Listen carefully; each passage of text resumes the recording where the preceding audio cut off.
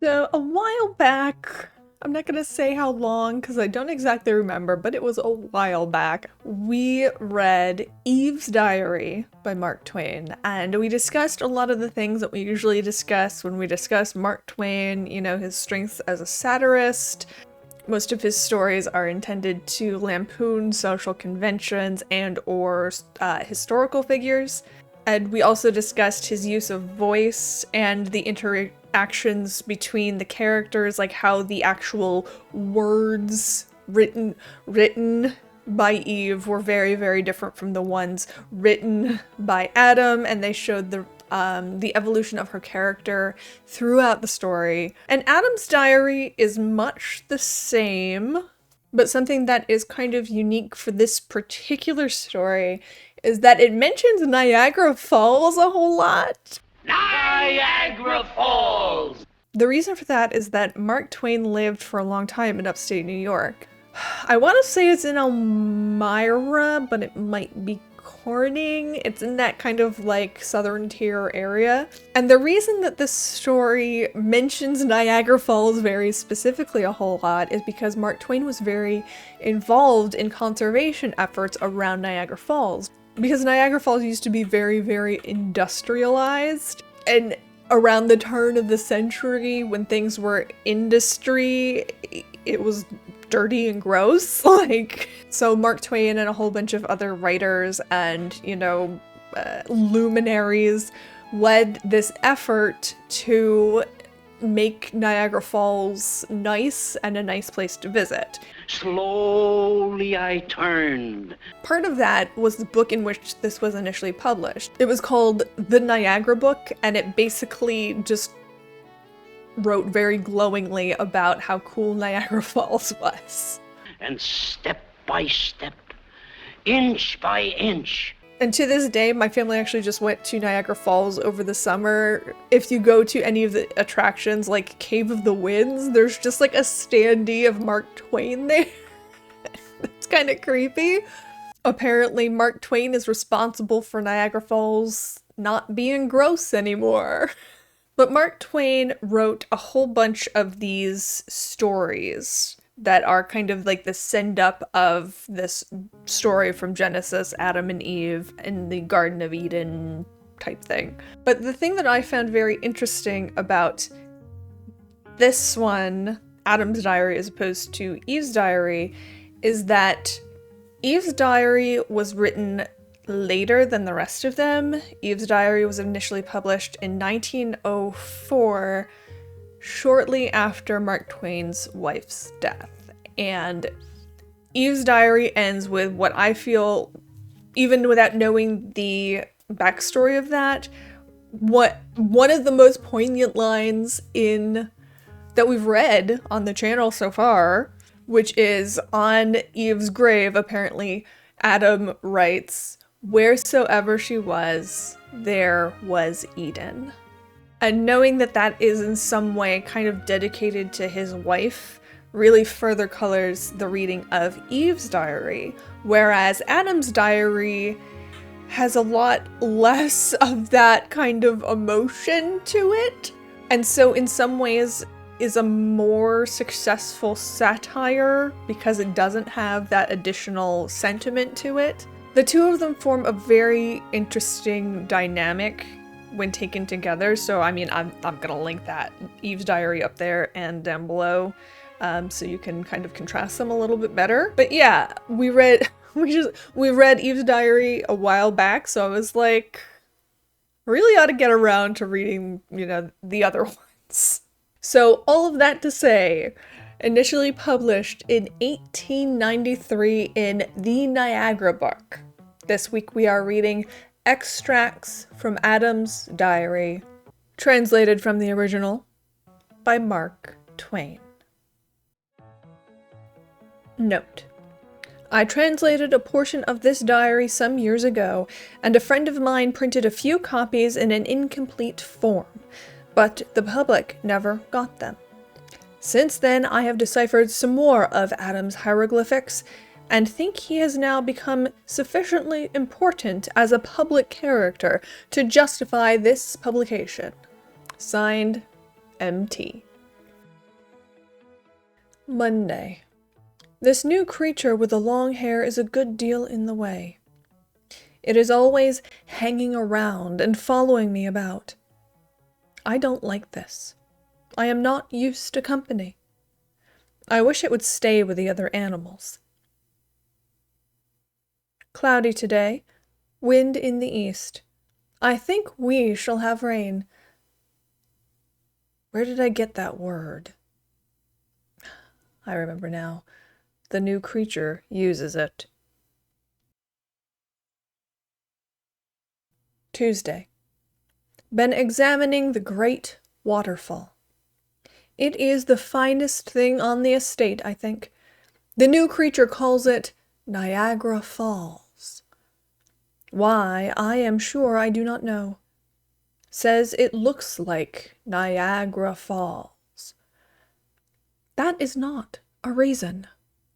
It is mere waywardness and imbecility.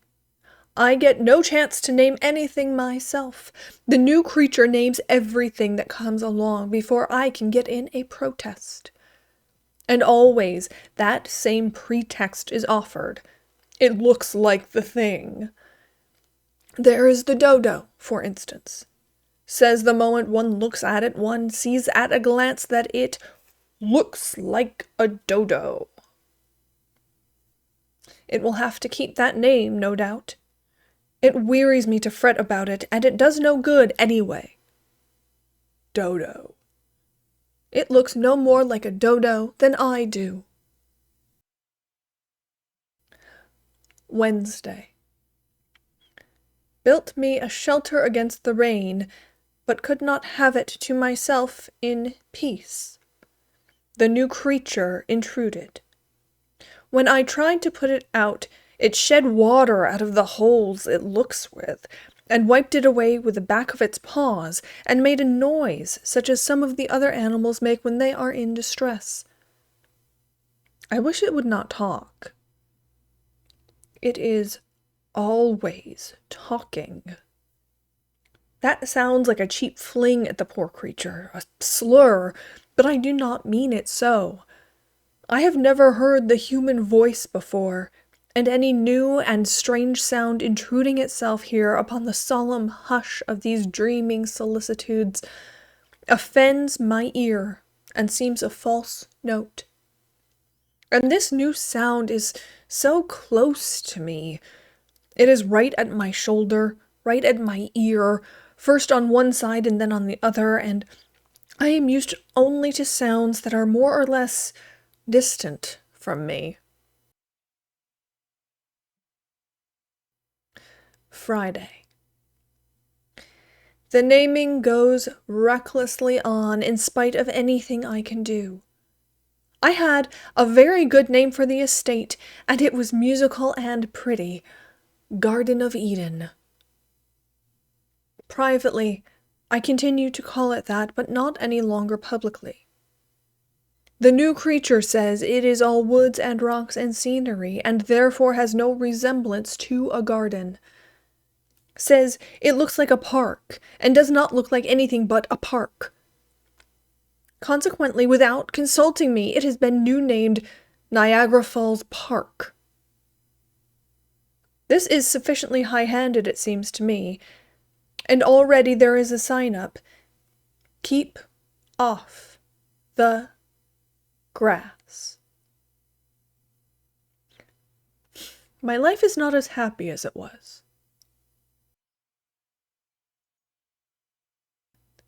Saturday. The new creature eats too much fruit. We are going to run short, most likely. We again. That is its word. Mine now, too, from hearing it so much. Good deal of fog this morning. I do not go out in the fog myself. The new creature does.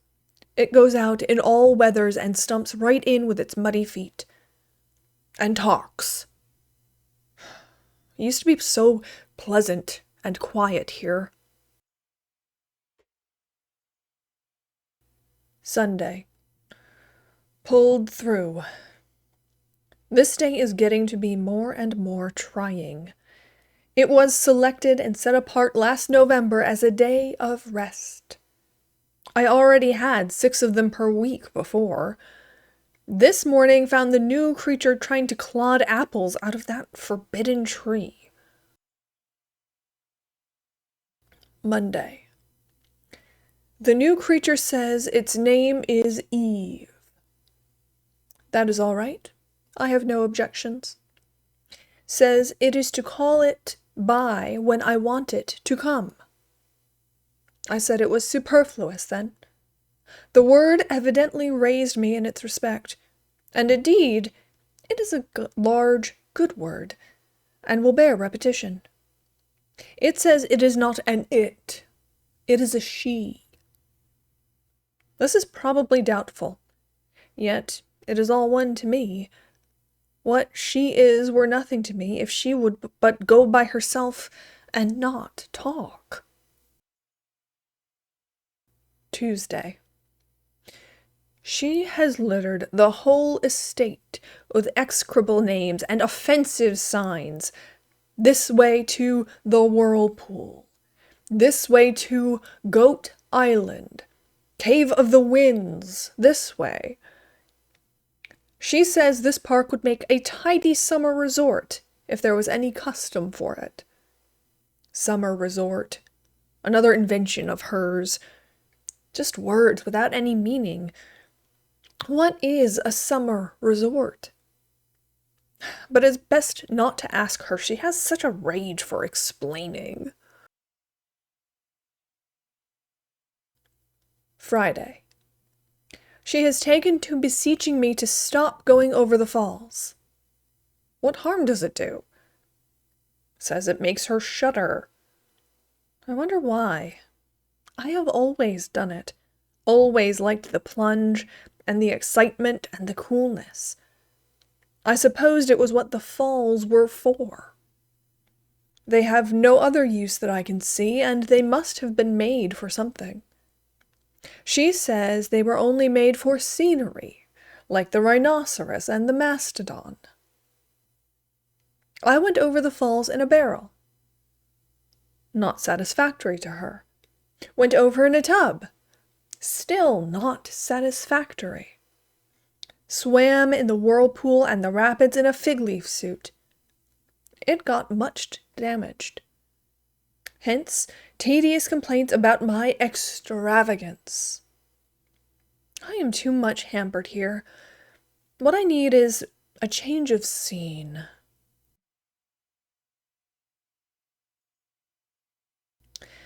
Saturday. I escaped last Tuesday night and traveled 2 days and built me another shelter in a secluded place and obliterated my tracks as well as I could, but she hunted me out by means of a beast which she has tamed and calls a wolf, and came making that pitiful noise again and shedding that water out of the places she looks with. I was obliged to return with her, but will presently emigrate again when occasion offers.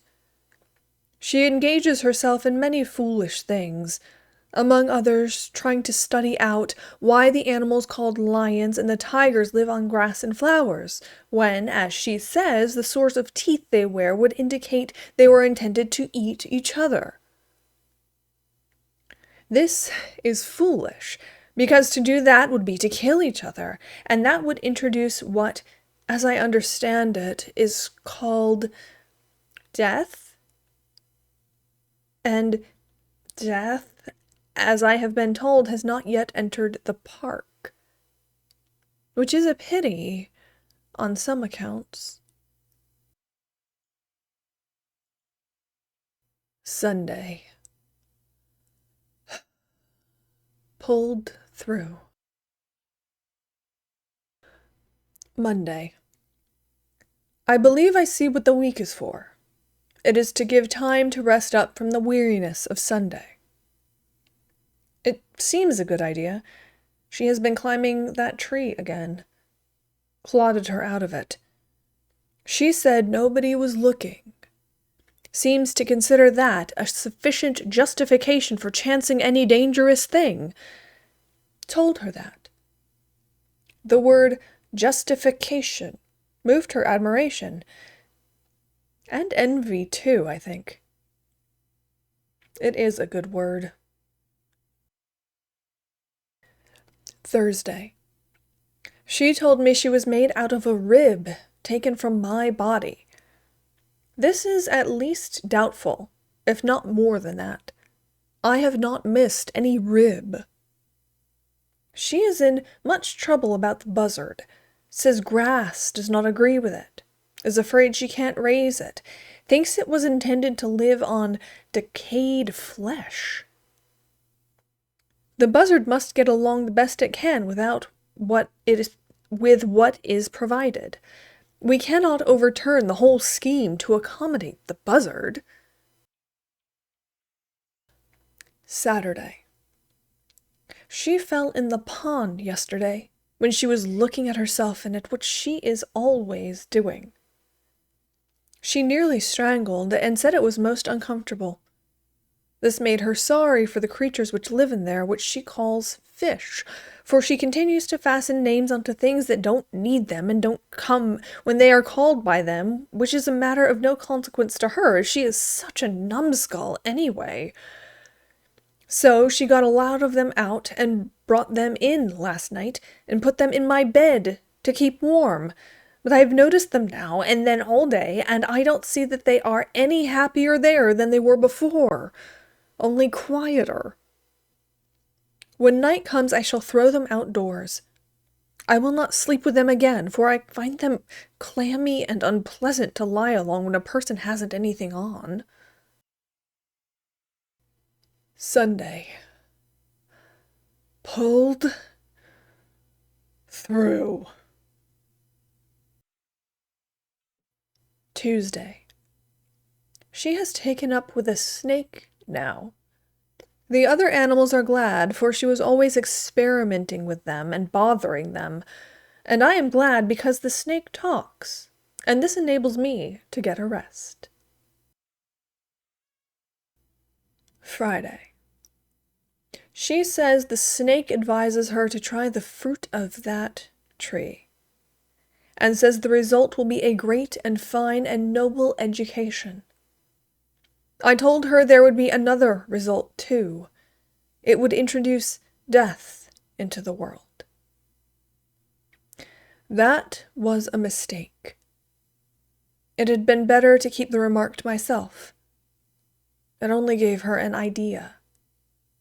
She could save the sick buzzard and furnish fresh meat to the despondent lions and tigers.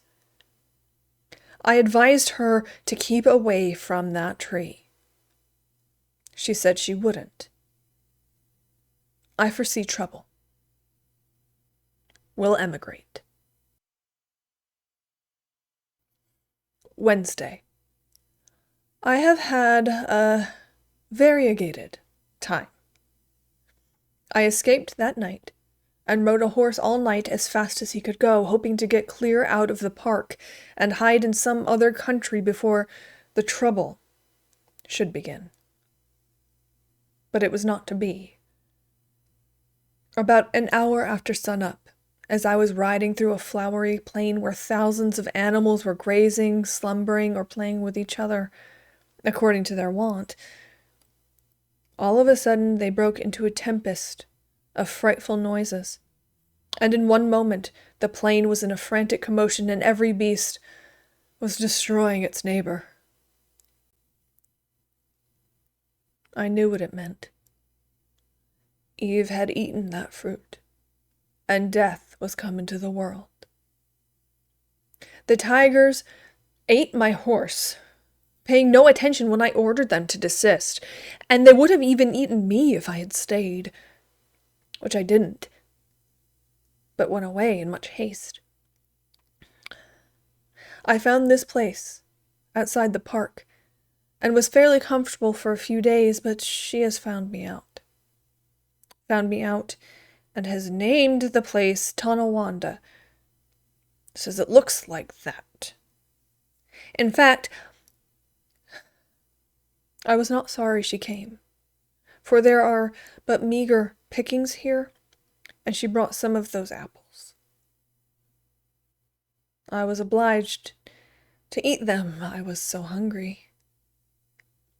It was against my principles, but I find that principles have no real force except when one is well fed. She came curtained in boughs and bunches of leaves, and when I asked her what she meant by such nonsense and snatched them away and threw them down, she tittered and blushed. I had never seen a person titter and blush before, and to me it seemed unbecoming and idiotic. She said I would soon know how it was myself. This was correct.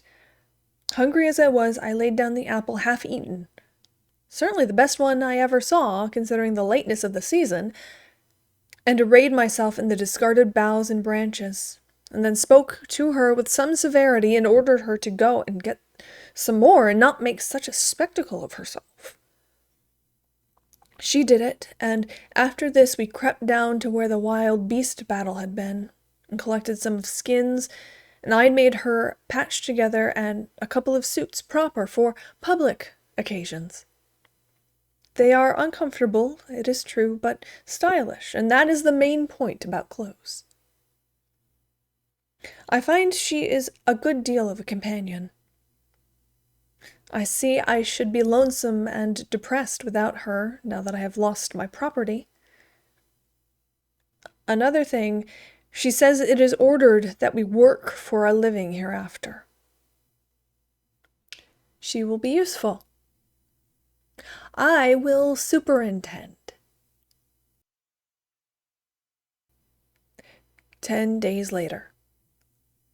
She accuses me of being the cause of our disaster. She says with apparent sincerity and truth that the serpent assured her that the forbidden fruit was not apples, it was chestnuts. I said I was innocent then, for I had not eaten any chestnuts. She said the serpent informed her that chestnut was a figurative term meaning an aged and moldy joke. I turned pale at that, for I have made many jokes to pass the weary time, and some of them could have been of that sort, though I had honestly supposed that they were new when I made them. She asked me if I had made one just at the time of the catastrophe. I was obliged to admit that I had made one to myself, though not aloud. It was this. I was thinking about the falls, and I said to myself, how wonderful it is to see that vast body of water tumble down there. Then in an instant a bright thought flashed into my head, and I let it fly, saying it would be a deal more wonderful to see it tumble up there. And I was just about to kill myself with laughing at it when all nature broke loose in war and death, and I had to flee for my life. There, she said, with triumph, that is just it. The serpent mentioned that very jest and called it the first chestnut, and said it was coeval with the creation. Alas, I am indeed to blame. Would that I were not witty. Oh, would that I had never had that radiant thought. Next year. We have named it Cain. She caught it while I was up country trapping on the north shore of the Erie. Caught it in the timber a couple miles from our dugout. Or it might have been 4, she isn't certain which. It resembles us in some ways and may be a relation. That is what she thinks, but this is an error, in my judgment. The difference in size warrants the conclusion that it is a different and new kind of animal. A fish, perhaps, though when I put it in the water to see, it sank, and she plunged in and snatched it out before there was an opportunity for the experiment to determine the matter. I still think it is a fish, but she is indifferent about what it is, and will not let me have it to try. I do not understand this. The coming of the creature seems to have changed her whole nature and made her unreasonable about experiments. She thinks more of it than she does any of the other animals, but is not able to explain why. Her mind is disordered, Everything shows it. Sometimes she carries the fish in her arms half the night when it complains and wants to get to the water. At such times, the water comes out of the places in her face that she looks out of, and she pats the fish on the back and makes soft sounds with her mouth to soothe it, and betrays sorrow and solicitude in 100 ways. I have never seen her do like this with any other fish, and it troubles me greatly. She used to carry the young tigers around so and play with them before we lost our property, but it was only play. She never took on about them like this when their dinner disagreed with them.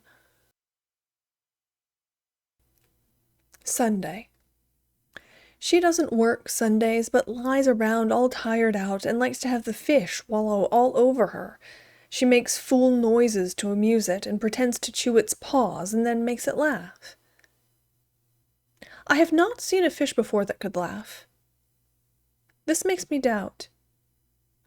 I have come to like Sunday myself, superintending all the weak tires a body so. There ought to be more Sundays. In the old days they were tough, but now they come in handy. Wednesday. It isn't a fish. I cannot quite make out what it is. It makes curious, devilish noises when not satisfied, and says goo goo when it is. It is not one of us, for it doesn't walk. It is not a bird, for it doesn't fly. It is not a frog, for it doesn't hop. It is not a snake, for it doesn't crawl. I feel sure it is not a fish, although I cannot get a chance to find whether it can swim or not. It merely lies around, mostly on its back, with its feet up. I have not seen any other animal do that before. I said I believed it was an enigma, but she only admired the word without understanding it. In my judgment, it is either an enigma or some kind of bug. If it dies, I will take it apart and see what its arrangements are. I never had a thing perplex me so. 3 months later. The perplexity augments instead of diminishing. I sleep but little. It has ceased from lying around and goes about on its 4 legs now. Yet it differs from the other 4-legged animals in that its front legs are unusually short. Consequently, this causes the main part of its person to stick up uncomfortably high in the air, and this is not attractive. It is built much as we are, but the method of traveling shows it is not of our breed. The short front legs and long hind ones indicate it is of the kangaroo family, but it is a marked variation of the species, since the true kangaroo hops, whereas this one never does. Still, it is a curious and interesting variety and has not been catalogued before. As I discovered it, I have felt justified in securing the credit of the discovery by attaching my name to it, and hence have called it Kangaroonum adamensius. It must have been a young one when it came, for it has grown exceedingly since. It must be 5 times as big now as it was then, and when discontented is able to make from 22 to 38 times the noise it made at first. Coercion does not modify this, but it has the contrary effect. For this reason, I discontinued the system. She reconciles it by persuasion, and by giving it things which she had previously told it she wouldn't give it. As already observed, I was not at home when it first came, and she told me she found it in the woods. It seems odd that it should be the only one, yet it must be so, for I have worn myself out in these many weeks trying to find another one to add to my collection, and for this one to play with. For surely then it would be quieter, and we could tame it more easily. But I find none, nor any vestige of any, and, strangest of all, no tracks. It has to live on the ground, it cannot help itself. Therefore, how does it get about without leaving a track? I have set 12 traps, but they do no good. I catch all small animals except that one. Animals that merely go into the trap out of curiosity, I think, to see what the milk is there for. They never drink it. 3 months later.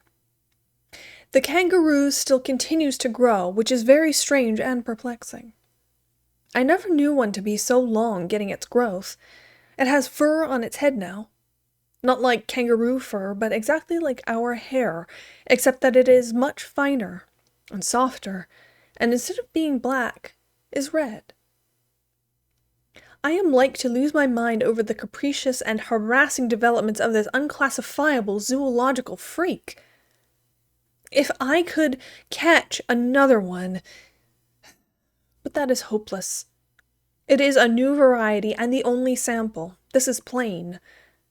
But I caught a true kangaroo and brought it in, thinking that this one, being lonesome, would rather have that for company than have no kin at all, or any animal it could feel a nearness to, or get sympathy from in its forlorn condition here among strangers who do not know its ways or habits, or what to do to make it feel it is among friends. But it was a mistake. It went into such fits at the sight of the kangaroo that I was convinced it had never seen one before. I pity the poor noisy little animal, but there is nothing I can do to make it happy. If I could tame it, but that is out of the question. The more I try, the worse I seem to make it. It grieves me to the heart to see it in its little storms of sorrow and passion. I wanted to let it go, but she wouldn't hear of it. That seemed cruel and not like her. And yet she may be right. It might be lonelier than ever, for since I cannot find another one, how could it? 5 months later. It is not a kangaroo. No, for it supports itself by holding on to her finger, and thus goes a few steps on its hind legs and then falls down. It is probably some kind of bear, and yet it has no tail, and as yet, and no fur except on its head. It still keeps on growing. That is a curious circumstance, for bears get their growth earlier than this. Bears are dangerous since our catastrophe, and I shall not be satisfied to have this one prowling about the place much longer without a muzzle on. I have offered to get her a kangaroo if she would let this one go, but it did no good. She is determined to run us all into all sorts of foolish risks, I think. She was not like this before she lost her mind. A fortnight later. I examined its mouth. There is no danger yet. It has only one tooth. It has no tail yet. It makes more noise now than it ever did before, and mainly at night. I have moved out. But I shall go over mornings to breakfast and see if it has more teeth. If it gets a mouthful of teeth, it will be time for it to go, tail or no tail, for a bear does not need a tail in order to be dangerous. 4 months later. I have been off hunting and fishing a month up in the region she calls Buffalo. I don't know why, unless it is because there are not any buffaloes there. Meantime, the bear has learned to paddle around all by itself on its hind legs and says, "Papa" and "Mama." It is certainly a new species. This resemblance to words may be purely accidental, of course, and may have no purpose or meaning, but even in that case, it is still extraordinary, and is a thing which no other bear can do.